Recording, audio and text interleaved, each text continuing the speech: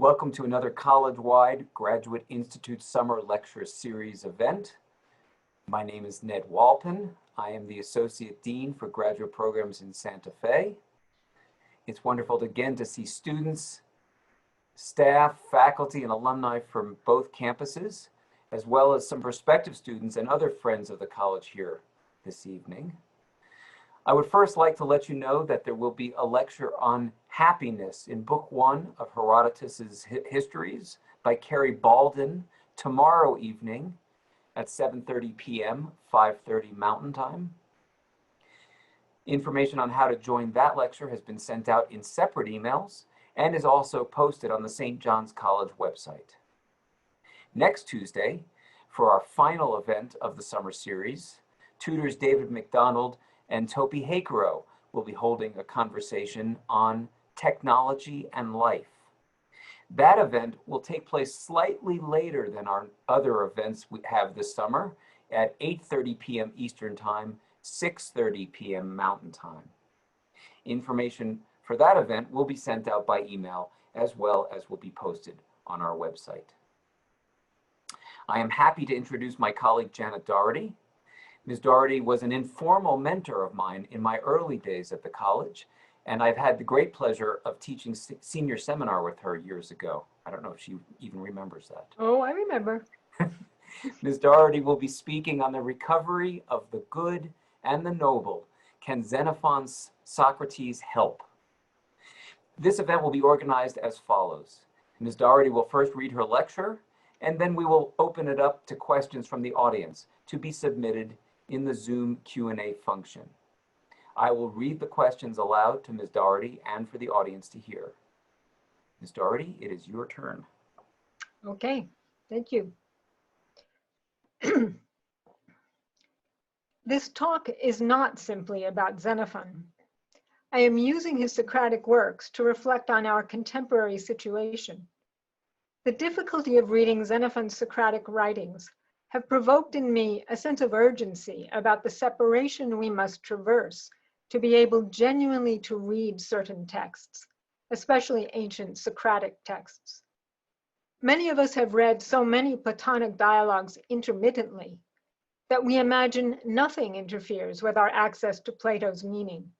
Socratic philosophizing is hard, but perhaps not impossible to comprehend. This state of mind, which I share, is partly obtuseness. Because Xenophon's writings are less familiar, and because he includes nothing to indulge the inclination to rise above the human things to metaphysical doctrines, Xenophon's Socratic writings constitute a better example of the problem for us at St. John's College, and I will exploit them as I try to illuminate it. My premise is that it is difficult not to read the words Xenophon wrote. Good translations are available, and Xenophon's prose is quite lucid. But that it is a challenge to understand what Xenophon and through him Socrates can teach us. A crude summary of the writings I am referring to may be helpful, especially to those unfamiliar with Xenophon. Very crude and quick. Xenophon shows Socrates to be an impressive character, although in some probably superficial ways, unlike the Platonic Socrates.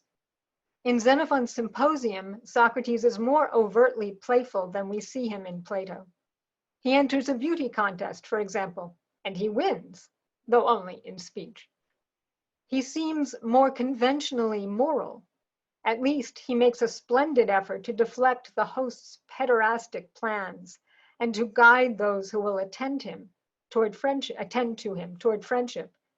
He shows himself to be a friend to Crito's son Critobulus in 2 dialogues, and an observant and attentive student of household management in the Oikonomicus. In the Memorabilia, Xenophon displays not only Socrates' innocence of the charges that were brought against him, but also his generosity and practical knowledge. Xenophon gives a broader picture there than in any other work of Socrates' interaction with others, but only a sketch of his philosophic inquiries. There are a few conversations of the what is sort, questions we associate with Socrates, but those are not long sustained, nor do they involve the most capable interlocutors. Socrates was constantly conversing about the human things, Xenophon says. He also says that Socrates never ceased investigating the beings generally. In Xenophon's apology of Socrates to the jury, the reader sees Socrates almost goad the jury into convicting him. Apparently, he judges that it is a good time to die, perhaps to avoid the misery of old age. He is already 70. But also, if not primarily, because he will be remembered in such a way as to promote his teaching to later generations. Socrates' beneficence toward others will be recognized. The injustice of his accusers and judges will be known. The antipathy of Socrates' enemies serves the project of founding a tradition inspired by Socrates that will endure long beyond the term of his life. Both Socrates and his student Xenophon, among others, surely intended the tradition to make available to readers something of the character of philosophic inquiry.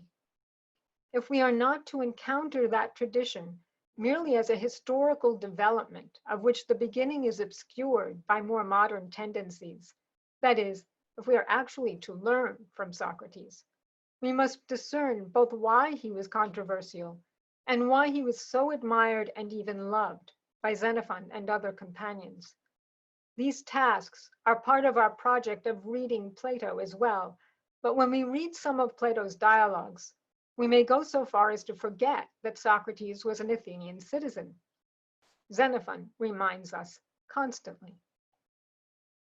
For the first task, to discern why Socrates was so controversial, we must understand the character of political life in the ancient city of Athens.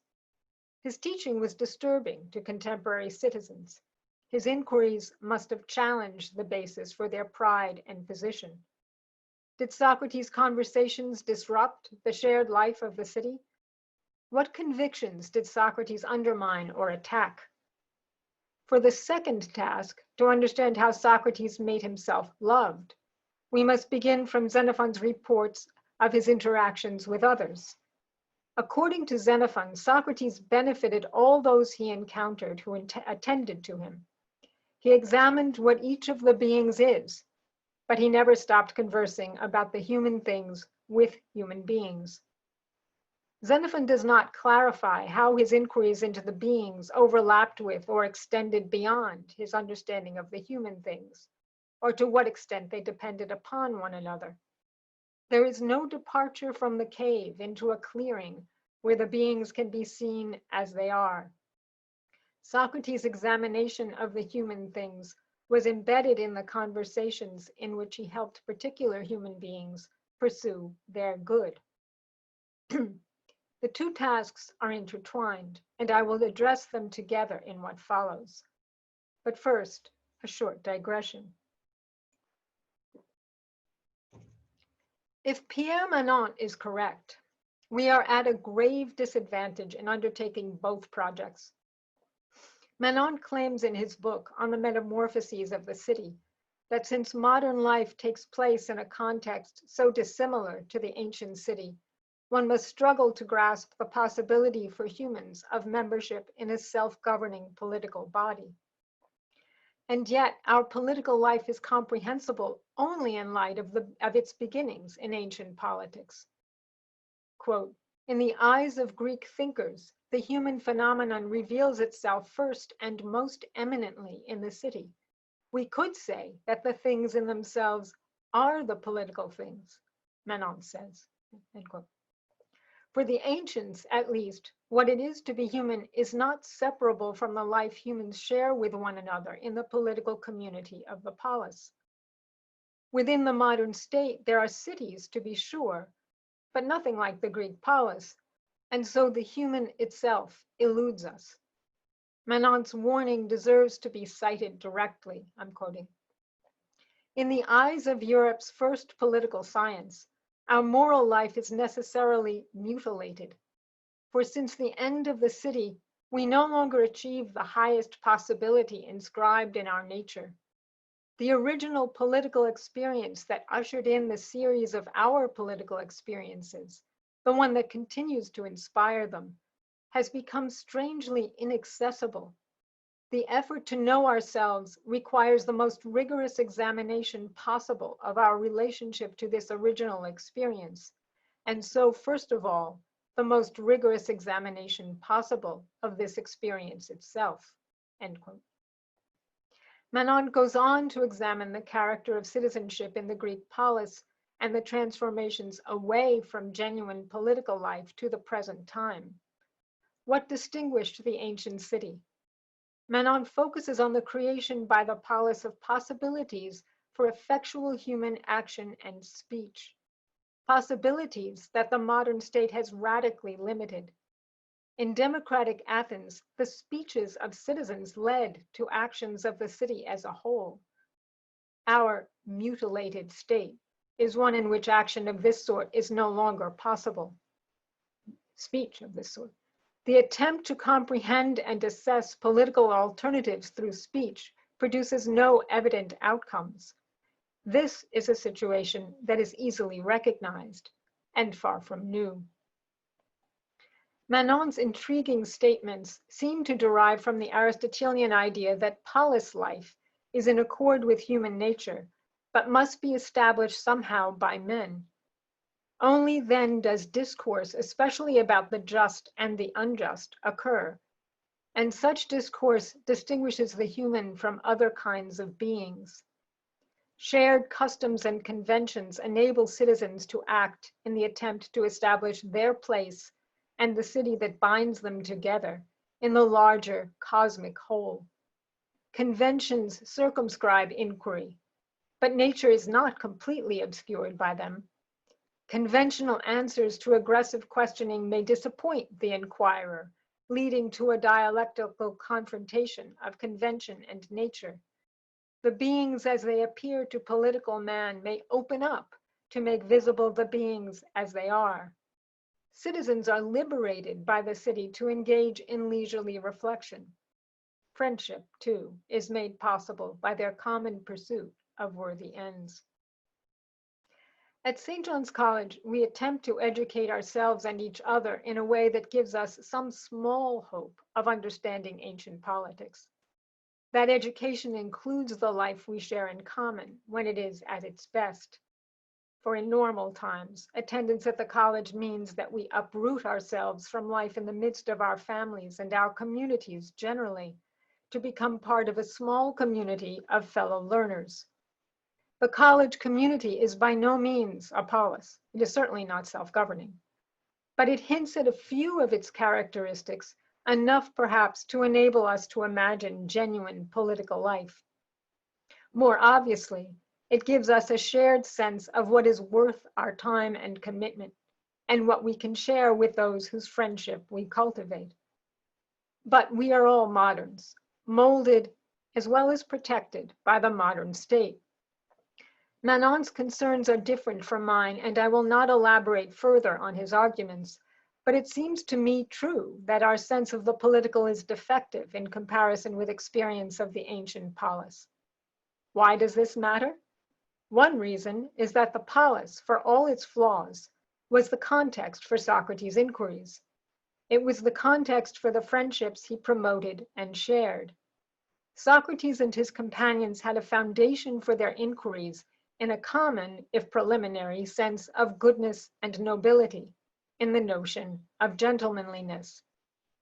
Our political environment is receptive to questioning. Surely it is fraught with problems that must provoke some response. But the lack of a common way of life and a common understanding of the good and the noble things for humans renders it hard for us to cultivate friendship in general and the sort of common inquiry possible among friends. These difficulties may make contemporary readers, I fear, obtuse and even indifferent to Socrates' teaching. Such indifference may disguise itself as a preference for the metaphysical sounding portions of Platonic texts. Xenophon presents Socrates in the context of the city of Athens, which has suffered a terrible defeat in the Peloponnesian War. Socrates' conversations reflect the deteriorated conditions of Athenian society. Many of the challenges his interlocutors encounter are quite recognizable to readers of our time. They are concerned with problems like how to maintain one's property and status, how to achieve high office, how to appeal to those by whom one wishes to be loved. Some men are hopeful that they can rule Athens better than her current rulers and raise her up from defeat. The familiarity of these concerns give us good reason to think the desires and aspirations of humans in Socrates' time and our own are fundamentally akin. But we, that is, ordinary citizens, have almost no opportunities to fulfill our highest political aspirations, and most expect to have none. Works that address such aspirations have the power to awaken recognition, to see how radically citizenship differs from the ancient city to the modern state is a beginning. Even the corrupt and defeated ancient polis was characterized by a memory that we lack. The importance of gentlemanliness for the citizens of Athens illustrates the difference. Contemporary readers in general are at a loss when Xenophon reports that some of Socrates' companions relied on him for guidance in becoming more gentlemanly. The claim is striking, especially in juxtaposition to Meletus's claim in Plato's Apology that any Athenian citizen could educate the youth better than Socrates. To revive an understanding of the needs of the men who sought guidance from Socrates is difficult. First of all, we have an impoverished notion of gentlemanliness. Try Googling the term sometime. We associate it with good manners and a largely outdated and unwelcome solicitude prompted by the supposed weaknesses of women. Jane Austen provides several examples of genuine gentlemanliness, but hers is a modern version of the trait, one in which the proper treatment of women is central. Men of the distinguished class in ancient Athens were not especially concerned with the protection of women. They were expected to use their wealth and their personal strengths to serve the cities in ways evident to the public. But companions like Crito, who sought Socrates' help to improve in gentlemanliness, were thinking primarily about how to rule their households, that is, to manage their possessions along with their families. What could Socrates, a poor and undistinguished citizen, offer any man toward an education in gentlemanliness? In the memorabilia, we see Socrates conversing with two kinds of followers, those who wanted a noble private life and those who sought high office in the polis. Both types came to Socrates to learn from him. Ambitious young men such as Critias and Alcibiades quickly grew impatient with his teaching. Xenophon says they did not like to have their errors pointed out to them. He goes so far as to suggest that they would rather have died than live as Socrates did. There were other ambitious young men, however, who attended to Socrates' guiding words. The two groups illustrate the uneasy relation between good, gentlemanly men and success. Complaints by Socrates and others against slanderers underline and complicate the problem. Socrates' defense, as reported in Plato's and Xenophon's apologies, illustrate the point. The urgency of his situation provokes the question, what is in fact harmful and what is beneficial for humans? These questions have a kind of urgency for us too. Surprisingly, Xenophon ascribes gentlemanliness to Socrates himself. He is no doubt being provocative. Contemporary readers must have been irritated, or at least perplexed, by his application of the term for gentleman to this impoverished chatterer, as some saw Socrates. He was nothing like Themistocles or Pericles, for example, a leader of the city who directly contributed to its greatness. Citizens who thought they knew that they deserved to be called gentlemen, a term that combines the words for good and noble, kalos kagathos, contributed directly to the safety and well-being of the ancient city, in peace and in war. For them, the unambitious Socrates was irrelevant or a nuisance. Xenophon nevertheless asserts that Socrates knew the things he thought a gentleman must know, namely, and I'm quoting, what is pious what is impious, what is noble, what is shameful, what is just, what is unjust, what is moderation, what is madness, what is courage, what is cowardice, what is a city, what is a statesman, what is rule over human beings, what is a skilled ruler over human beings, end quote. The conventional knowledge of such things was evidently imperfect. It left some at a loss. Xenophon shows that Socrates did not reject or flout Athenian customs and conventions. He both visibly obeyed the laws of the city and promoted among his followers strict adherence to those laws.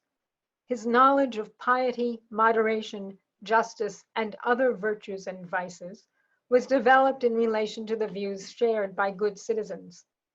Socrates sacrificed to the gods of the city, but he listened to his daimonion. To retrieve the tension between Socratic gentlemanliness and the contemporary understanding requires that one examine differing notions of nobility and goodness. But the widespread modern rejection of the terms that make up the Greek term for gentleman shelters us from direct involvement in Socratic inquiry into these things. Humans are known to be kind, productive, ambitious, talented, well-mannered, interesting, intelligent, physically attractive, and many other things, but certainly not noble and probably not intrinsically good. The rejection of these terms inhibits friendship. Sometimes we ally ourselves with others who share our aspirations, but we don't always know of a worthy goal. Certainly not gentlemanliness. Perhaps we avoid the need to inquire into Socrates' contemporary circumstances if we focus on Socrates' critique of the city. Did he offer a more compelling standard of nobility? If so, why not simply learn from him the superior standard he presented to those most receptive? If Socrates does not share the contemporary notion of to kalos, perhaps it is irrelevant for us, or of only antiquarian interest. But perhaps the modern indifference to the noble makes us unreceptive to Socrates' understanding. Do we have any notion of what is beautiful, noble, or splendid? The ambitious among us, those moved by the desire for nobility, have been trained by Locke's guidance to recognize themselves as quarrelsome and contentious, or vainglorious if they are reading Hobbes, rather than to see themselves as striving for the beautiful and good. As Manon explains, even the notion of the good has been lowered. When they are sensible, modern men and women aspire to the possession of mere goods, mostly of the exchangeable sort, including safety and well-being. We buy home security alarms. Hobbes has been largely successful both in persuading us of the enmity of our fellow humans and in lowering our expectations for a good life. It would be absurd to presume that the insights that led to a lowering of standards in modern political philosophy have anything to do with Socrates' critique of his contemporaries. There is no reason to begin then by assuming that Socrates rejected the aspiration toward higher goods and toward the beautiful that his contemporary interlocutors express. Neither Plato's nor Xenophon's Socrates is a Hobbesian. Xenophon's Socrates exemplifies another way altogether to approach the things that matter to human beings. He begins with and encourages the knowing acceptance of things as they are. He addresses the concerns of men who confront problems any reader will recognize with prudent and sensible counsel. He acknowledges the conventions and shows how they can be respected even when they must be altered to accommodate circumstances. The conventions cannot safely be ignored. Moreover, they provide a context in which one must act, doing one's best to live well. But to live well is an equivocal term. Socrates exposed the pretensions of those who sought honor without worth, and led his most avid followers to examine what the good and the noble truly are, things influential citizens thought they already knew. Those who attended to Socrates were men who pursued these things, some assiduously. Such goals came to sight in the shared life of citizens in the polis, and in conversations with Socrates, point beyond it. The two tasks I set out turn out to be one: Socrates' guidance, for which he was loved, put him in competition with the city and its norms. Yet within the city and in accord with its laws, Socrates promoted friendship among his companions. He showed by example what it means to be a friend. Socrates' challenge to the city was surely deliberate.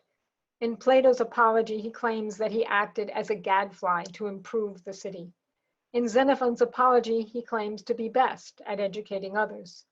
The city did not know its own good. Xenophon celebrates the accuracy of Socrates' judgment in a statement that implies that he never mistook what he did not know for what he knew. He was, quote, so pious as to do nothing without the gods' judgment, so just as to harm no one, and to benefit to the greatest extent those who dealt with him, so continent as never to choose what was more pleasant in place of what was better, so prudent as not to make mistakes in deciding what was better and worse, and to be self-sufficient in these matters, end quote. Socrates' ability to judge and act unerringly developed out of his immersion in the city, but it failed to confirm its authority in all that concerns human beings. Socrates immersed himself in contemporary Athens sufficiently to give informed advice, both to ordinary men and to actual and potential holders of high office, generals, for example. So he too acted politically, albeit indirectly, through educating others. He encouraged some to serve the city. Some he sought to dissuade. His presence in the city was unmistakable. Yet Socrates' own way of life was quite different from those who pursued the noble things. He spent all his time conversing, according to Xenophon, in the marketplace. Socrates' time was devoted to dialogue and the examination of human matters that gentlemen must know. No doubt Socrates was more drawn to men who had good natures, who learned easily and well and were diligent. But Xenophon reports that Socrates loved filling human beings. He was devoted to the understanding of things that matter to humans. Xenophon includes in his recollections an apparently private conversation with Crito's son Critobulus, in which Socrates describes himself as erotic. He yearns, he says, to be loved in return by those whom he loves. As Xenophon shows, Socrates' eros is not of the bodily sort. Socrates says that his eros causes him to seek to make those he loves love him in return. He offers to help Critobulus hunt the good and the noble, as well as to cultivate the virtues in himself. He tells Critobulus that to pursue such friendship, one must first make oneself worthy. The virtues are noble in themselves and useful to display in the hunting of good friends. Critobulus yearns for the physically beautiful as well. He won't promise not to kiss them, but he understands and accepts Socrates' challenge. Gentlemen, Socrates argues, can and ought to be friends, although he openly acknowledges to Critobulus that they often compete with one another and can be enemies. The common pursuit of knowledge is a more reliable basis for friendship, but Socrates encourages the image of gentlemen acting in concert for noble ends of all sorts. Still, he tries to entice one young man who wants to be a general into examining the things a general must know and away from the pursuit of the office itself. Socrates' relation to the city is an uneasy one, for the city, like Critobulus, has a true instinct, but a faulty understanding of the noble and good. That Socrates too is erotic indicates at least this: he is a complete human being, soul and body, more complete than others in that his soul and body are not at odds. We too are erotic beings, unsatisfied with who we are and perhaps at odds with ourselves, neither disembodied inquirers nor mere animals. Our need for community to support our best endeavors arises out of this fact. The modern way of life tends to undermine that instinct, to interpret it as a psychological urge or an emotional need, that impulse, sorry. Those who are religious may take it as a misdirected aspiration toward divinity. I cannot address that possibility here, or perhaps at all intelligently, but this much is clear to me. Modern readers are separated from understanding Socrates as Xenophon presents him, not only because they have so little sense of life in the polis, and are discouraged from devotedly pursuing the common good or the good for human beings. These are problems, but there is a deeper one. Most modern readers are not indifferent to what is noble, but rather thoroughly at a loss about what is worthy of devotion. There must be something larger, more splendid, and more important than their own well-being. But what?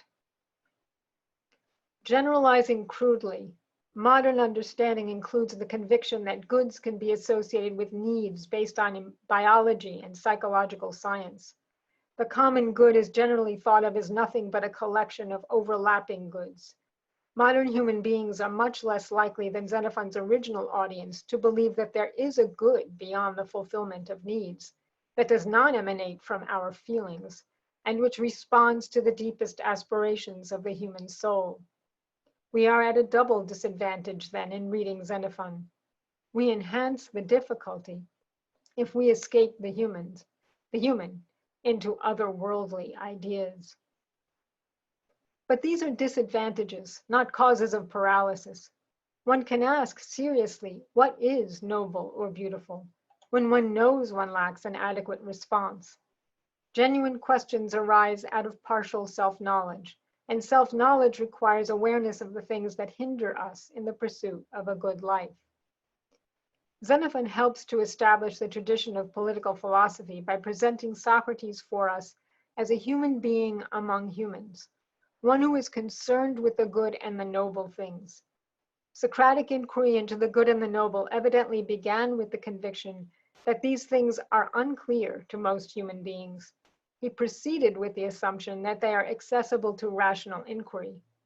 Perhaps, as he saw it, the only reliably noble thing is wisdom itself. I am far from being able to give an account of Socrates' wisdom, and I do not know who can. At least in this somewhat insular and peculiar community of the college, we can engage with others in a common examination of Socratic gentlemanliness.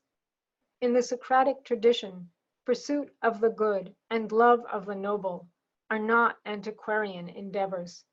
Together they comprise a human and contemporary way to live. Thank you.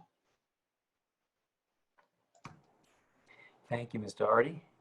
So now it's time for people to ask their questions, and if they can put their questions in the Q&A box or function in Zoom, that would be great. We can wait while people do that. And if we wait too long, I'll start asking questions. So.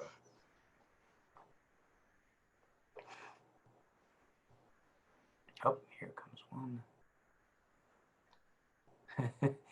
This is a fairly straightforward one, although maybe difficult in some ways.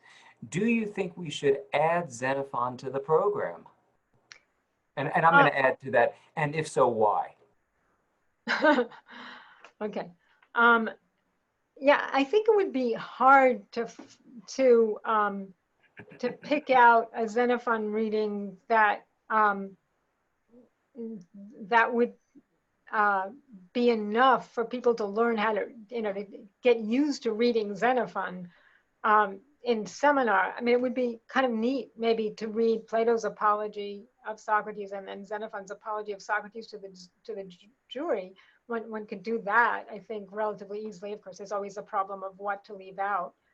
I guess being a rather cautious person with respect to those things, it just seems to me preceptorials on Xenophon should be quite welcome. I mean, I would be happy to do a preceptorial on Xenophon. I think having that leisure to sort of dig into those texts. I mean, on first reading, one might not see so much that see so quickly and easily what there is, the depth of these readings. But I think having a small group of committed people discuss them over a lengthy period of time, like a preceptorial, would be good. I've heard, I know some people have done Xenophon preceptorials and found them quite difficult, but I guess that difficult for the reason you just stated, or yeah. That, well, there's a lot there, but it really does take some adapting of our methods of reading, maybe, or they require careful reading. Here's one. What is the difference between the good and the noble in Xenophons Socrates' view and in ancient Athenian culture? How do they overlap? I don't have a definitive answer to that by any means, but I am tempted to say that for the most part, the noble things involve the commitment of oneself to something greater than oneself. Self-sacrificing behavior, self-sacrificing acts for the sake of the city, or potentially self-sacrificing acts for the sake of the city, are more likely to be noble than simply good. Socrates has a little conversation with young Pericles, the son of the well-known Pericles from Thucydides, and he warns, I think it's a warning, Pericles at the end, that if you do the things that we've been discussing, that you will certainly be noble, but he's also, it would be good for the city and noble for you. Well, not necessarily good for you, right? So, I mean, living well includes, of course, staying alive. One risks a lot sometimes in doing the noble things.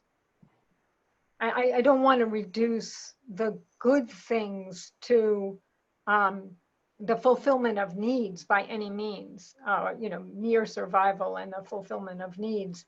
But young Pericles died young, and was one of the people who was accused after a battle of not having retrieved the bodies of the dead. I mean, it was a great violation of justice. It was an illegal act, and so he was one of the people killed by the people for whom he had made great sacrifices, I think one could say.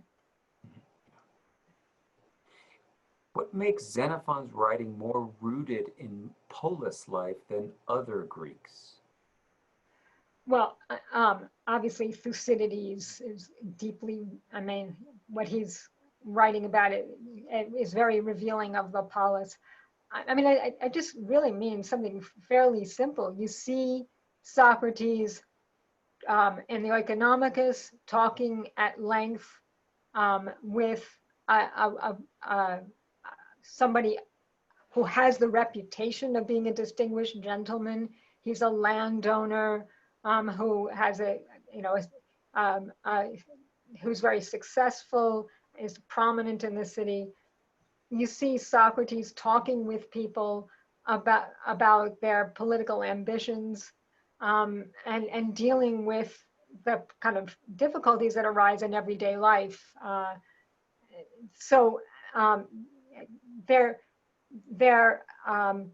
These are interactions with a wide array of citizens within the city, and there's just about none. There is none of that kind of departure from the city that we see when in the Republic, talking about the city in speech, the divided line, the idea of the good.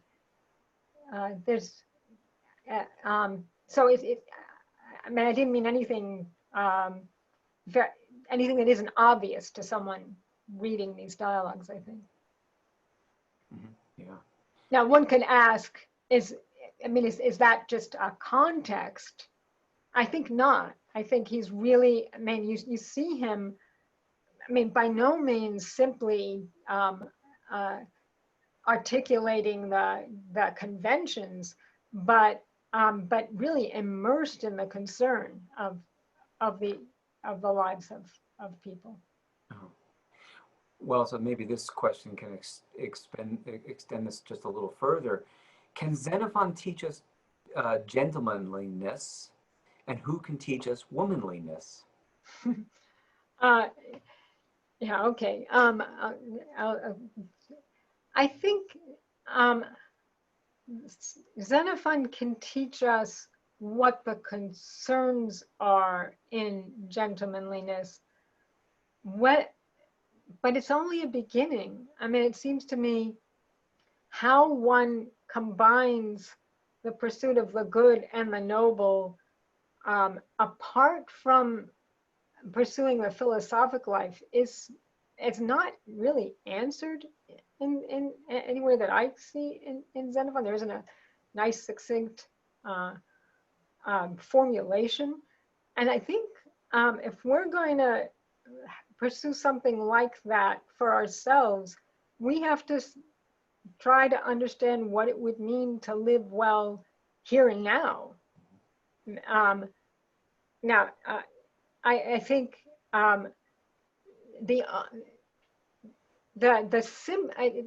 Socratic gentlemanliness, I think, finally is the pursuit of inquiry, the preoccupation with inquiry into these things. I think that without any But beyond just really focusing on the noble and the serving of the good of the polis. Yeah, I think so. The questions that Socrates deals with in the context of Xenophon's writings arise out of the city, but Socrates' way of combining those things, of being what Xenophon presents to us as a true gentleman, is not by engaging in political life. Right. So, I mean, I think that's why I say for him, it's the noblest pursuit is the pursuit of wisdom. But most of us are not capable of committing ourselves to that life entirely. Most of us have a lot of other concerns. That was really the preoccupying concern. You can see in Xenophon, there's one little episode in the memorabilia where he has an exchange with his son, his eldest son. The eldest son is complaining about his termagant mother. I mean, she's impossible. She says things to him that make him ashamed, and he has a real grievance. And Socrates doesn't deal with him in any way differently, it seems to me, than he would deal with another young man in the same situation. And I mean, he does tell him things like that. Well, your parents bring children into the world so that they can experience the good and the noble things. Okay, I mean, Lamprocles isn't 5. I mean, he probably knows that it's not that simple. So I think Socrates is telling him that he wants his son to be able to appreciate that, a good life. But he also warns him that if you don't honor your parents, you'll have a bad reputation. People won't treat you well. They won't expect you to show gratitude to them if they do things for you. So, basically you just have to put up with it. You're not going to be able to change mom. And you just have to accept she is what she is, and you have to try to live as well as you can.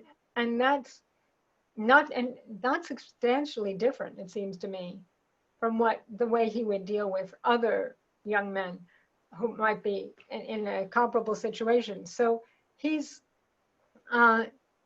cares, but he's not going to intervene in the way one might imagine a parent intervening to sort of take care of his own child.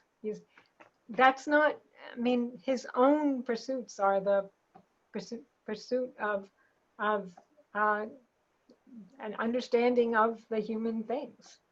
That's and what each of the beings is. So in this formulation, would you, so I'm thinking back on what the questioner was, the questioner was curious about the difference, potentially difference between gentlemanliness versus, I don't know, what do you want to call it, gentlewomanliness? Oh yes, I don't want to forget about that part. Yeah, I was going to say, is it in, let's say, Jane Austen, where we would want to make those kinds of distinctions, whereas maybe in Plato, or sorry, in Xenophon, maybe that distinction is not, I don't know, go. Yeah, okay. So Socrates has one exchange in the memorabilia with a woman, and she's a kept woman. Someone reports to him that that she's so beautiful that words can't describe it. And Socrates says, "Okay, well, I guess we have to go see." And they show up. I don't know how many of them there are. Socrates with some companions, and she's having her portrait painted. But they're allowed to just stand and ogle, and then he has an interesting conversation with her, but basically, I mean, he fairly bluntly asks her, well, you know, how do you support yourself? You know, where do you get your money? And she says, well, she gets it from friends. And then he says, well, do you just wait? Socrates asks her, do you just wait for them to light on you like flies? Or do you have a way of trapping them? And so, I mean, she's not offended. I mean, he's just referred to her as like she's a piece of carrion. But she's not offended.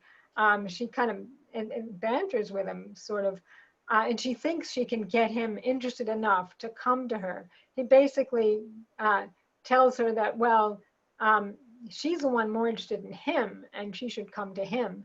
And he'll let her in if there aren't other women more dear to him or within. And it's not clear that he's actually referring to women. As a matter of fact, he describes what she needs to do in a way that really reminds one of what he says to Critobulus about how to make yourself loved by those who love you. And so whom you love. And so it's kind of nice because he's sort of talking about himself as he talks to her. And one, I think, reasonably infers that he's the more erotic of the two. He's the one who understands Eros more than she does. I don't think there is such a clear distinction between womanly virtues and manly virtues for Socrates. I think this is also true in Plato. He's an anthropos rather than an anair. He's not so much a manly man, which means he's an odd person to whom to attribute gentlemanliness in a conventional context. Seems to me our situation is in some ways prepared for by that. That is, there isn't such a radical distinction between the way of life of women and men in our society. Sure, there's some differences and economic conditions and all, you know, there are all kinds of factors that contribute to that. But in terms of the virtues we pursue, it's not so clear to me that there's a very significant difference. And that way we might be a little bit closer to Socrates than the ordinary Athenian gentleman, and certainly closer than the women who are isolated in their homes. But yeah, I don't think we can get a lot of insight into just to what extent there are gender differences and how to deal with them Hmm. Hmm. from these books. So there's a big split in the Q&A between those people who want to pursue more questions about Xenophon or Xenophon versus Plato, the notion of gentlemanliness in the ancient world just on its own. And then there are those people who want to pick up on what you're asking or provoking about the modern world. And so why don't we turn a little bit to that issue and ask some questions regarding that. We can always go back to the other part Okay. afterwards. Here's a question. Should we strive to return to the ancient idea of gentlemanliness, well, I'll just leave it, gentlemanliness, or are there benefits to our modern understanding of the word? I don't think there is much of a modern understanding of the word. I think it ends up, I'm sure there are, pockets of society where the word is used more commonly, but when I Googled it for fun, and you get a lot of stuff about manners, and there's a Like little. chivalry or something like that? I'm sorry. Like chivalry or something like that in a Um, modern sense? no, it's about like how you dress I see. and how you address people you don't know, and manners in a very superficial sense. And you also, oddly enough, get short lists of the books that a gentleman ought to have read, to be a sort of respectable member of a certain portion of society, I guess. And some of them are pretty good books, but so, I mean, I think it's not a word that has a lot of meaning for us. But just to be clear, I mean, I I don't. I mean, I can't really imagine a set of political events that would lead anywhere in the contemporary world to a return to the polis. I mean, they're tiny for one thing, um, and there are many reasons why I would not want to live in one. As I understand Athenian or Spartan life, for example. But what it seems to me we want to recover is the honest inquiry into what one means by good and noble. I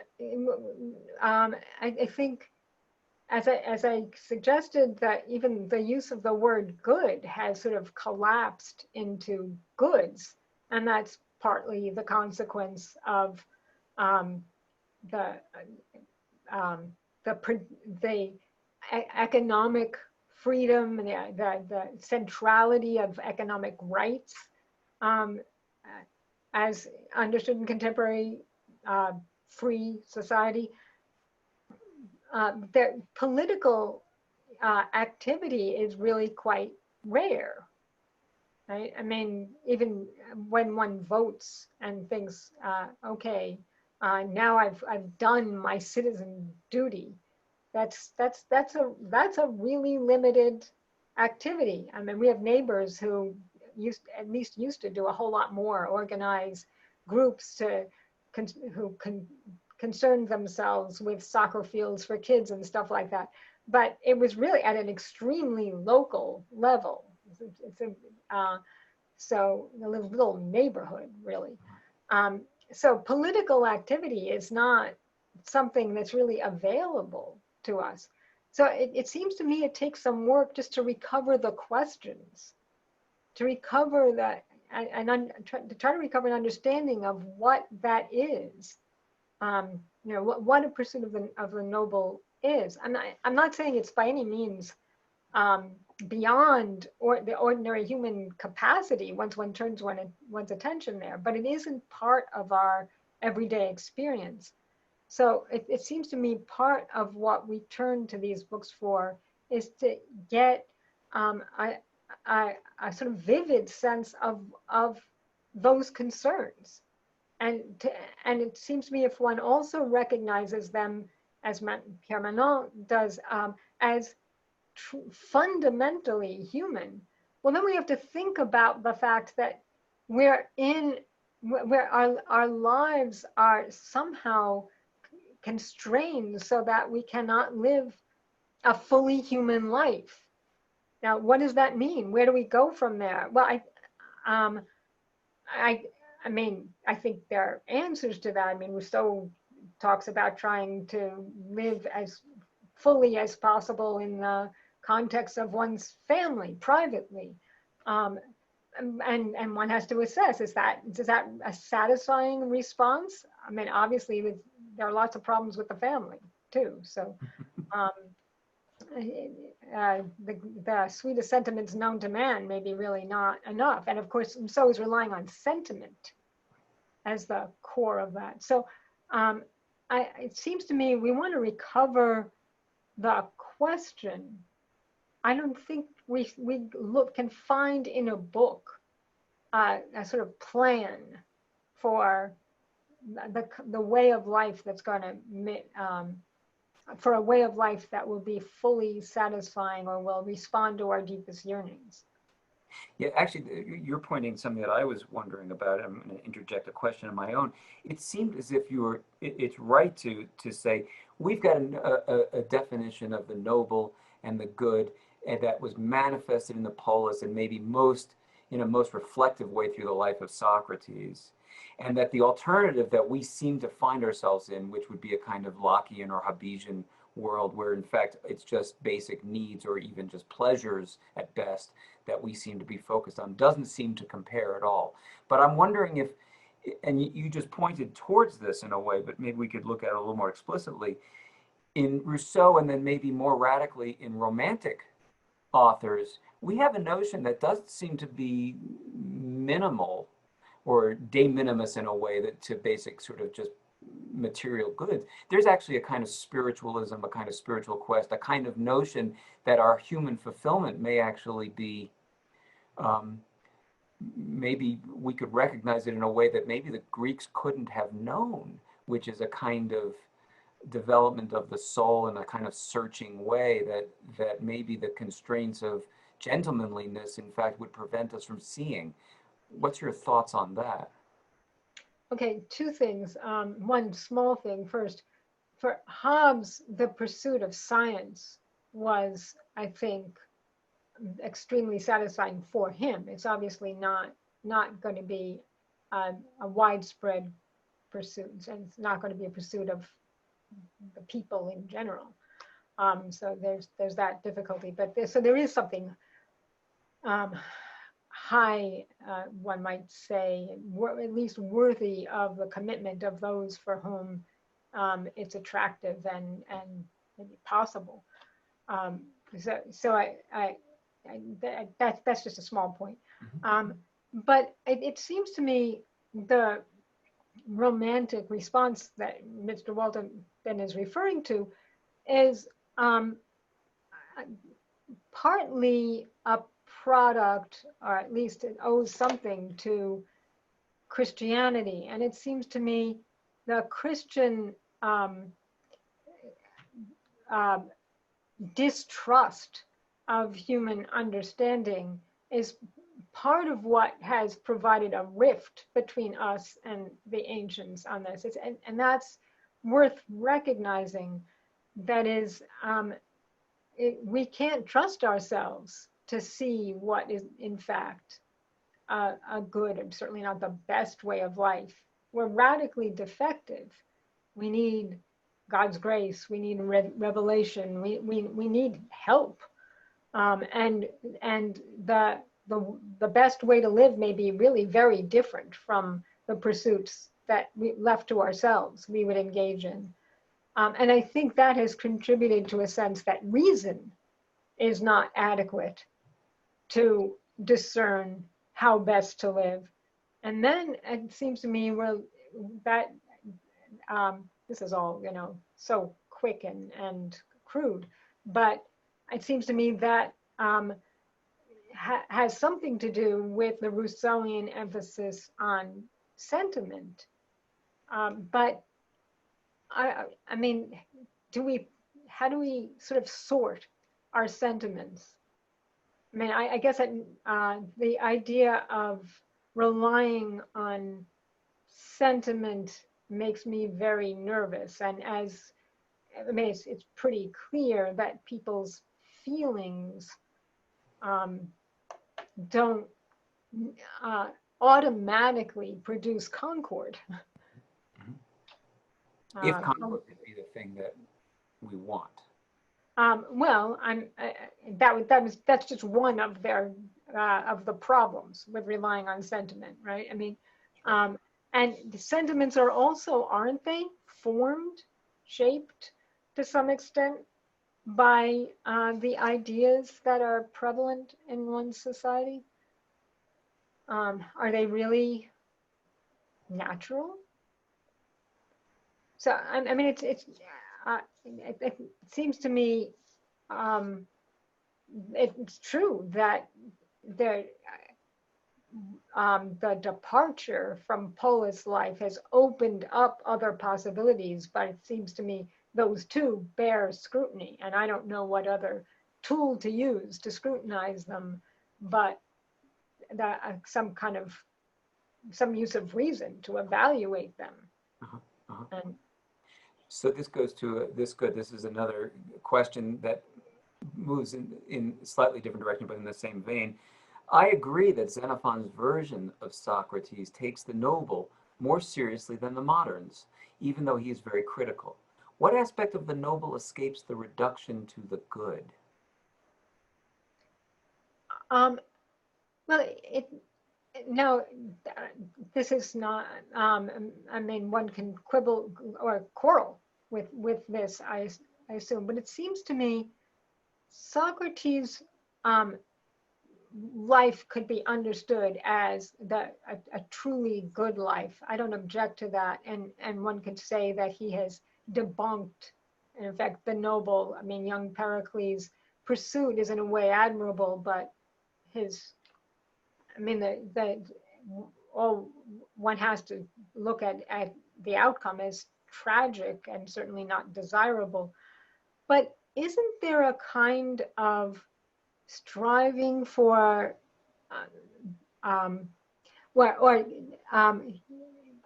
it make sense to think of the striving to understand things really as they are, without delusions and without impositions, as a noble endeavor, something that I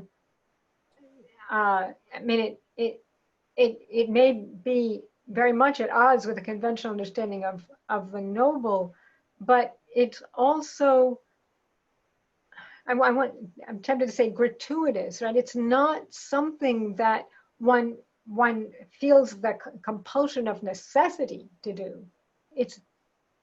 And so it seems to me Socrates too exemplifies a kind of nobility in the commitment, the extraordinary commitment to seeing things as they are.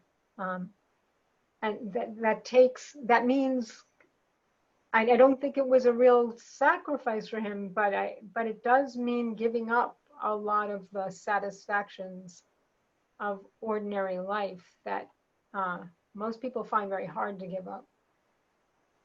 Yeah. So does that make sense? It seems so. I see nobility in that, and really, is wisdom not something noble? Something, a term of, to call someone wise, isn't that a term of distinction that deserves to be called kalos? Here's another person in the same vein, although maybe slightly more focused on St. John's. You say that discourse about justice and injustice is near impossible in the modern world. You suggest that in normal times, the St. John's community has a common enough understanding of the noble and the good to be able to make some progress on this, but you imply that these are not normal times at the college. What is abnormal about these times? What is wrong with us? Oh, okay, so part of what I was alluding partly to having to go virtual. But just to clarify about the first point, I don't think I said quite, and I won't quote it exactly, but I don't think I said that we can't talk about the just and the unjust. I think we can and do. But let me just, it seems to me that living together, sort of uprooting ourselves from, the lives that we live prior to coming to the college. And I'm thinking especially about students, because some of us, I mean, this is it, this is our life. Um, but uprooting this wide variety of people coming from all over the place, who uproot themselves from the ordinary pursuits, from making money, from pleasing friends and relatives, from any direct path towards that, success. We come together to pursue an understanding of these really, I think, urgent questions, which are often obscured by our lives, by the activities of our lives. And it just seems to me, when we're scattered and not able to remove ourselves from our families and friends, from our context, from our usual context, to pursue those things in common, we lose a great deal of reinforcement, and maybe even impetus to do that. That to actually live among people who are spending their time reading Plato and Hobbes and Hegel and doing Euclid and studying Einstein, to be in, to immerse oneself in that common pursuit, I think means, for one thing, that we're able to free ourselves a little bit of the everyday concerns, and we have a sense of doing something that I'm going to call noble. I mean, it's all too hard, right? No one can master all this, but we have a sense that we're in the presence of some excellent products of human activity, music, as well as philosophy, literature, and so it seems to me we have just a little bit more support in recognizing that there are such things. I mean, sure, the individuals who wrote these books had lives that were distracting in some ways, and maybe fraught with difficulties. And it's interesting to read biographies occasionally and find out what their circumstances were. But what we're focused on together is those excellent works, those great works. And it seems to me that that at least points us in the direction of a recognition of what's noble for human beings. I mean, we can talk about any particular work on the program and debunk it, and complain about it. We don't have to all be enamored of everything that we do together in the program. But if we have a common sense, which I think ordinarily we do, of pursuing something together that's really intrinsically excellent, even though on any given day seminar might not go so well, that I think we need that to remind us that there are such things that are worth pursuing. So now I have a question that I almost want to say you just answered, but we'll see. How can we revive Socratic gentlemanliness? Can you expound more on the Greek definition of the word? Did you just tell us how we can revive it? Yeah, I don't know that I have a lot more to say about that. I mean, obviously that there's the question of, okay, you spend 4 years pursuing things in common that are both good and noble. I'll just assert that one could quarrel. Then what? There is that question. How does one retain that sense? How does one live in a way that actually reflects that? And I don't think there's any easy answer to that. Now, Socratic gentlemanliness, as I suggested earlier, has everything to do with the um, thoroughgoing pursuit of wisdom. I mean, that was where, I mean, Socrates, I'll take Xenophon's statement. Socrates had real love. He held dear human beings. I think mostly what that means is that the things that mattered to human beings are what mattered to him, right? That he or mattered very much to him. And but he was beneficent. He was generous. He was willing to share his knowledge, his understanding. But none of that detracted from his overriding concern with understanding things as they are. In fact, it was part of that pursuit. I don't think very many of us are, can really attribute such a life to ourselves, can really expect to live such a life devotedly. Most of us want other things as well, I guess.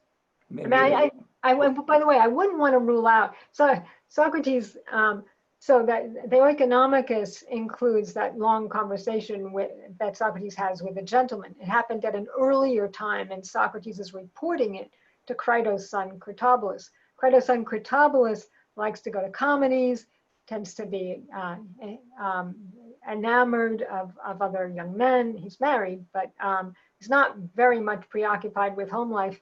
And he's sort of letting his estate dwindle. And so he tries to get Socrates to manage his estate for him. And basically Socrates says, well, you know, I have no experience with that. I could end up ruining it entirely. There are a lot of other things in the exchange, but the important thing is that Critobulus listens to Socrates' account of Socrates' own much earlier conversation with a gentleman, Ischomachus. And then you never hear from Critobulus again. Critobulus has the first 6 chapters, and then the entire rest of the dialogue is this report. Critobulus doesn't come back at the end. So we're left, okay, what does Critobulus get out of it? It seems to me he's kind of an image of the reader in that. Okay, so we hear through Socrates of how a gentleman must live to be a successful gentleman, and it involves teaching his wife how to run the household. She's the inside person. He's the outside person. Thinking about how to rule over his subordinates. It's long and elaborate, but there's Socrates who apparently learned something from Ischomachus about what it means to be a gentleman. If we think, one could imagine that the Socrates who walked into that conversation maybe had something in common with the Socrates we see in Aristophanes' Clouds, who was not gentlemanly. And he learned something from Ischomachus. But then Socrates' response to that is to live this life that is very, very different from Ischomachus' life, partly because Ischomachus owns land and Socrates doesn't. Well, Critobulus owns land. All right, what does he do now? Does he just imitate Ischomachus? Does he still hang out with Socrates and try to get Socrates to come with him to comedies? Can he do a little of each? Can he, I mean, I think that's kind of where we are, right? Having somehow been brought into contact with Socrates and his version of gentlemanliness, can we find a way to incorporate that into a more ordinary life? There's no easy answer. Yeah. Well, so then this gets, and now we'll get back to some of the questions, really just looking at the textual questions in life in Athens. What originally brought you to Xenophon? What was the initial question you began to follow after?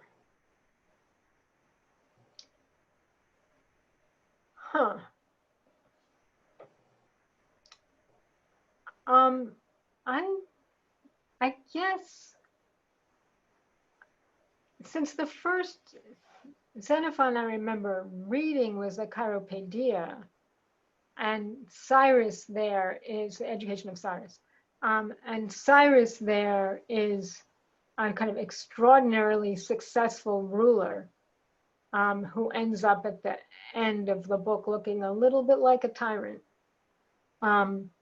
So there's something problematic, although he's very impressive. I guess I wanted to see how Xenophon understood Socrates as an alternate but also great human being. So Cyrus is clearly great in a certain respect.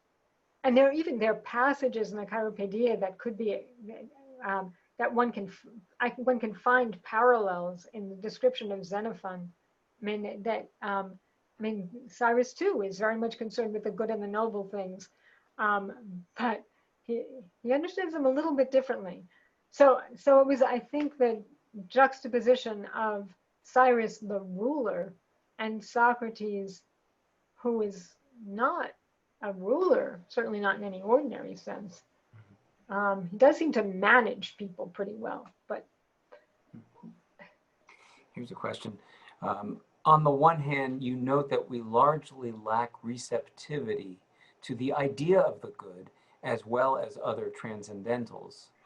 On the other hand, I think you suggested that we are readily distracted by extra-human notions from the genuinely human concerns. Mm-hmm. I can't put these two claims together, if indeed you made them. Can you help? Well, okay, so what I recognized in that was my criticism of the tendency to be caught up in the metaphysical sounding portions of Plato. So, I really enjoy talking about the divided line and the idea of the good and of course the city and speech. So it seems to me we could get caught up in talking about the A-Day and speaking as though we could just sort of forget about the sort of grossness of ordinary life and ascend to this other plane. And I mean, the word A-Day suggests those are the looks, right? Those, I mean, for Plato too, it seems to me, one shouldn't, in reading Plato also, one shouldn't allow oneself to treat the A-Day as though they were a way of transcending the human and leaving it behind, as though they were some kind of salvation. So I'm suggesting a comparison with Christianity again, kind of apotheosis or something. I think Socrates there too is very much concerned with human things. He's very much concerned with the tension between the ordinary city and the city in speech, and how does one live with that tension. But I think there can be a tendency to forget about that human problem, for example, and to be caught up in talk about these pure forms. So that's what I was critiquing. Mm-hmm. Is that I think that addresses the question. Yeah, and so here's a kind of equivalent question that maybe almost feels a little more tragic in its formulation. Do you think Xenophon thinks one's life can be considered well-lived and happy if one's whole existence has been a constant ebbing and flowing in search of the good or noble, i.e. a seesawing between excess and deficiency and never actually achieving it?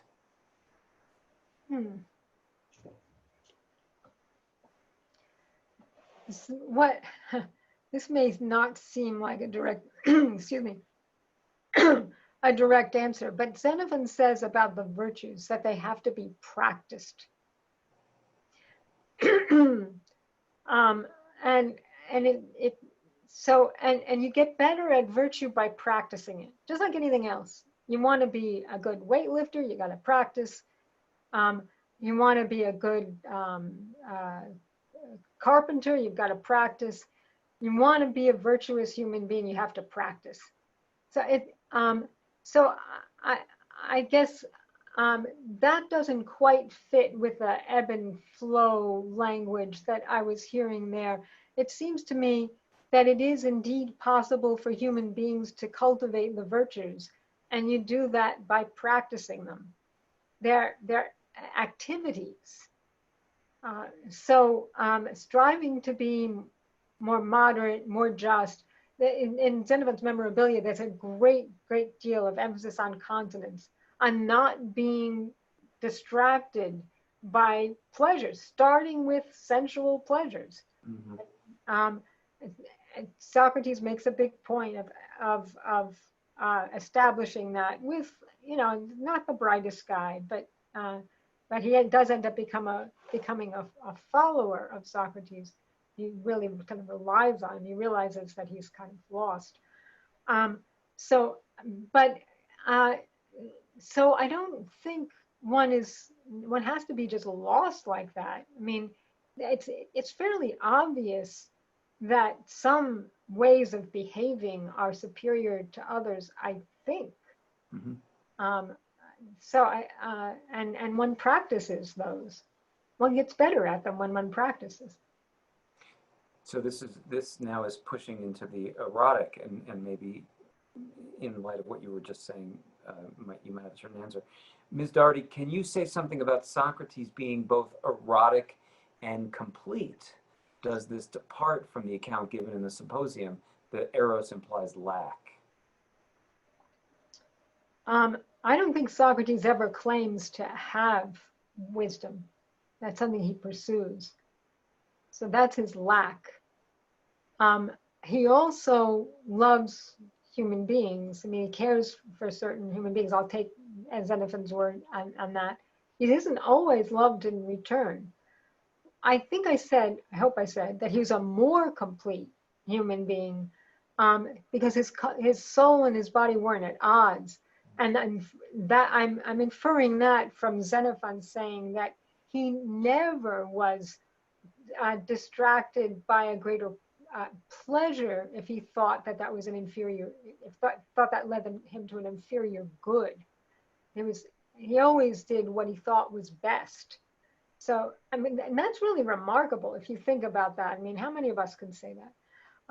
So I think he's a more complete human being because he's not at odds with himself. He's not in conflict with himself. But I don't think he claims, and I don't think Xenophon claims that he understood the beings. He was always inquiring into them. Well, why? Because he didn't already know. So no, I guess I don't see a contradiction there as long as one recognizes that he's only more complete. I think he wholeheartedly committed himself to the understanding of things as they are, of the human things and of the beings generally. And that was maybe that. So I guess I'll say that he's maybe more erotic than anyone else we know because he was so entirely committed to that pursuit. So, and that actually sounds somewhat equivalent, whether it's Socrates in Xenophon or in Plato. But here's a question that maybe is trying to sort of get the distinction between the two there. Xenophon seems more comic than Plato. And then there's a question mark, so I should read this. Xenophon seems more comic than Plato? Does Xenophon attempt to make the gentleman a comic rather than a tragic figure? Yeah, I like that question. That's nice. It does. I think in the Oikonomicus, one can wonder whether Critobulus isn't being shown an even better comedy. That maybe Ischomachus is a little bit of enough of a defective character that one can see that and laugh at his foibles. I mean, a couple of times Ischomachus says both about his wife and about his stewards that he can completely trust them to do exactly what he would do. exactly what he wants them to do. And there's some reason to speculate that that didn't always turn out to be the case about his wife. And one has to wonder about the stewards too. I mean, did they really want Ischamos's good to the same degree that he did? So, and with respect to speech, it's also it's interesting. Ischomachus at one point complains to Socrates that he doesn't know how to make the weaker argument the stronger. And Socrates says that, well, maybe you just don't know how to make the untrue true.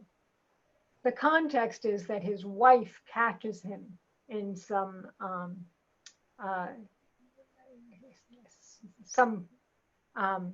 inappropriate behavior or something, that she accuses him of something and he can't get out of it. And he says that Ischomachus says that when that sometimes he can, and that's when I take it when he has a good defense, but he doesn't know how to deal with her when he doesn't have a good, honest defense. Socrates refuses to help. I mean, one gets the impression that Ischomachus is sort of suggesting, well, I'm telling you all this stuff. What are you going to do for me? And Socrates does not offer. I take it, by the way, that that's a sign that Socrates has already achieved a kind of gentlemanliness. In the clouds, Socrates, of course, is quite willing to teach Strepsiades and Pheidippides, and he leaves when the just and the unjust speech are quarreling and the unjust speech wins. He just lets it happen. In the Economicus, Socrates, I think, has decided no, he's not going to offer that. And I think his concern is with the truth. His concern is always with the truth. But yeah, I think that gentlemen can be seen as comic. Interesting. Why does Xenophon treat custom differently than Plato? Does that make Xenophon superior to Plato or inferior? Is custom essential or incidental to philosophy? I think custom and convention is pretty essential to human life. And so how can a philosophic treatment of human life ignore it? I don't want to answer the question about whether Plato or Xenophon is superior. They're both great. They're both too great for me to evaluate. I do think Plato's dialogues are sometimes seductive in the way that I suggested, that he offers us sort of metaphysical sounding passages that and I think sometimes a lot makes it too easy for us to formulate what we think of our Platonic doctrines. I mean, at least there's a lot of published stuff that claims there are Platonic doctrines, and they sort of filter out the other stuff and articulate those. So there are things about Plato's way of writing that maybe allows for that, and Xenophon protects him a little bit from that. But then Xenophon is also, I think, in some ways harder to read, in the sense that I was referring to earlier. That is, that it looks like he's just describing things. I mean, it looks a little flat. You have to sort of breathe life into the figures that you're reading about. So they're very different.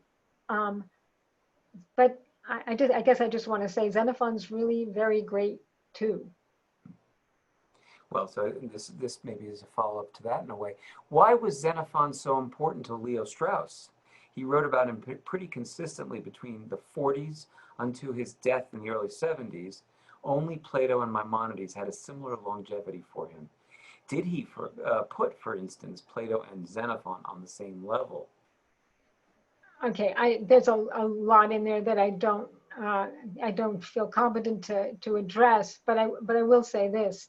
I mean, for Xenophon, the good and the noble are really central concerns. And it seems to me what is good and what is noble, and whether they can be combined or whether one of them collapses, that is a noble, are persistent human questions. And they're very, very visible in those texts. So um, I, I, I imagine that Strauss found that compelling. He was very concerned with discerning those persistent human questions.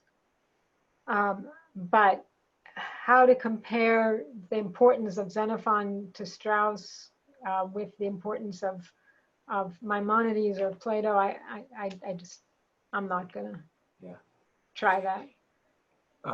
Here's another, moving back to the modern versus the ancients. What exactly does a human being in the modern world lose by pursuing conventional goals, family, career, etc., and dabbling in gentlemanly inquiry as time and energy permit? What, if anything, might one gain?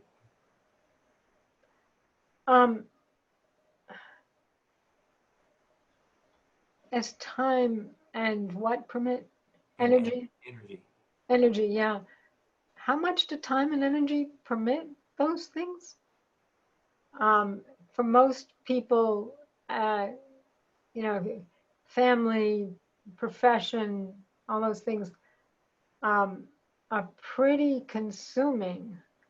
I mean, I think it's great for people to, whether or not they're associated with the college, but I think a lot about our students in this context, to read great books in their leisure time and to find people to discuss them with, and to try to discern what sort of resonates with their sense of perhaps a gap or an inadequacy, some kind of limitation in ordinary life. I think that's wonderful, and I applaud people who find time for that. I'm certainly not criticizing that way of life. I mean, there are a lot. I mean, virtues have to be practiced, and being a good family man or woman, and being good at other things that are worthy pursuits can be virtuous activities. So I'm not objecting to that, but it does seem to me that there's something very defective about political life, and that we can have contemporary political life, and that it's no accident that people feel that they have very little opportunity to pursue great goals like justice. I mean, you can talk about it, and then we have thousands of laws, and it's very easy to be in violation of one or the other of them. And it's easy. I think the tendency is to feel that those conversations about what justice is have very little to do with justice in our own communities. And that's frustrating. I think that's a lack, that's a defect in our lives. I see. So you're almost saying, I mean, am I reading your take on that question, or that there was a question about how best to organize oneself morally, given the competing demands? And you're saying, yeah, that's all fine and good. You want to try to be the best you can be. But in fact, there are structural, systematic things that are limiting us to live our life in a certain way. Is that sort of? Yeah, I think that's right. And I mean, and there are lots of benefits that come with modern life, lots and lots. And I wouldn't want to give them up, but but yeah, I think, I think, this is an easy analogy. It seems to me that often when we talk about the Nicomachean ethics, when we talk about phronesis, prudence, um, it becomes clear that it's virtually impossible for any of us to fully develop the virtue of phronesis because we simply don't have opportunities. I was also going to say we don't find ourselves in situations that demand phronesis. Now, one could say that's because our lives are easier, where we're not engaged in war with neighboring cities, um, and typically we're not. Most of us don't have really important leadership positions. I mean, even running the Graduate Institute. I mean, it's a leadership position, but it's Big fish in a very small pond. yeah, it's not. I think something like the virtue of phronesis can be developed in these contexts, but they're definitely diminished by comparison with the truly prudent man that Aristotle's talking about. And I'm not going to get into whether a woman could have done the things that he has in mind. It's hard to imagine in that context. So, it seems to me one can come to some kind of an understanding of these things, but it's not lived experience. And so we're at a little bit of a disadvantage, and it becomes a little. I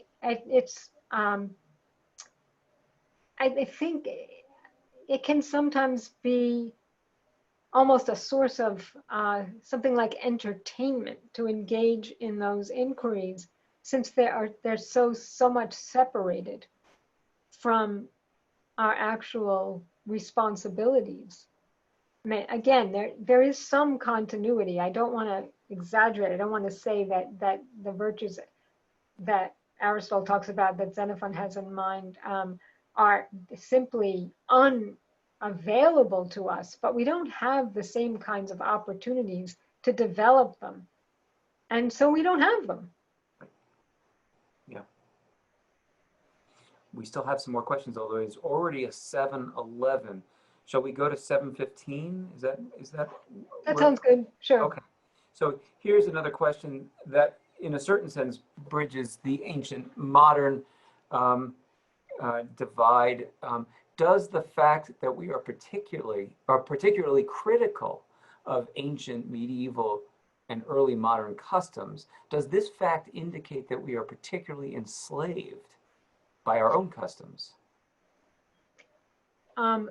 Isn't every community of people who is formed by customs and conventions to some extent limited by those? The word slave is that's a strong word. We're slaves to them if we can't question them. If we can't think past them. So, I guess I'd be more concerned. Okay, so I think to the extent that we have freedom of thought, we're not simply slaves to them.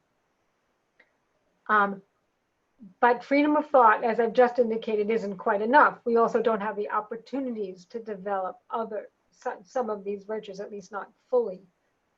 So yeah, to that extent, we're I'll say slavish. Right? We're not simply slaves, but it is awfully hard to appreciate things that one doesn't have access to except through reading about them. But I want to be really careful. I talked about freedom of thought. I guess I want to include something like freedom of imagination. The human imagination is a quite extraordinary support to thought, maybe according to Aristotle, necessary to thought. And we see it in literature, for example, very frequently when people can write about things that they haven't directly experienced. It is, in fact, possible to imagine very, very different circumstances from one's own. And that's why I suggested that living in a little community of at St. John's can give one an inkling of what might be like to live in a polis. We can recognize one another by face. We can all come together to talk about matters of concern to all of us. We share a certain way of life for a few years.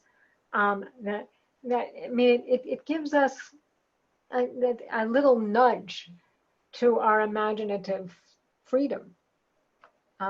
So I guess I wouldn't want to exaggerate slavishness. So then this last question is going to give you an opportunity to either end on a hopeful note or a kind of, I don't know, sort of tragic note in a way, about the modern gentleman. If the ancient gentleman is the one most enthroned to the opinions and mores of his time, don't we always have the gentlemen? Who are ours?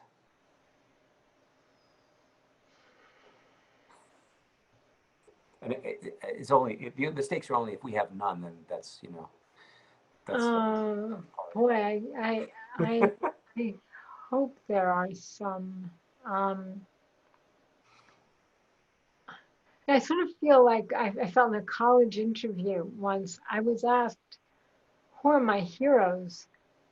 And the questioner cut me off after I said I didn't have any, because I was thinking I didn't have any contemporary heroes. My heroes were all in books. And I feel a little bit like that right now. Like okay, so you're telling me I can't talk about my heroes in books. And I'm reading, I'm doing a summer classics this week on Henry James, The Ambassadors. And I'd say Strether is a gentleman, but he's not among us. And that book isn't quite contemporary anyway, but it's I think we probably all know individuals that we really admire. It could be a political figure. It could be a teacher. Who I think who we think really combines the finest qualities that a human being can. And but the celebrities don't strike me as of that sort. So I don't know of any. I mean, Abraham Lincoln was a gentleman, surely. Janet Dougherty, thank you very much. Thank you for a really interesting lecture and conversation. I do want to remind everyone that tomorrow evening at 7:30 p.m. Eastern Time, 5:30 p.m. Mountain Time, where there's a lecture by Carrie Baldwin entitled Happiness in Book 1 of Herodotus's Histories. And then our final lecture next Tuesday is going to be a conversation with tutors David McDonald and Topi Hakuro, holding a conversation entitled Technology and Life. That will be later, having a later start time than all these other ones. That will be 8:30 p.m. Eastern Time. 8:30 p.m. Eastern Time and 6:30 p.m. Mountain Time. Thank you all again very much for attending, and hopefully see you tomorrow evening. Thank you all. Thank you.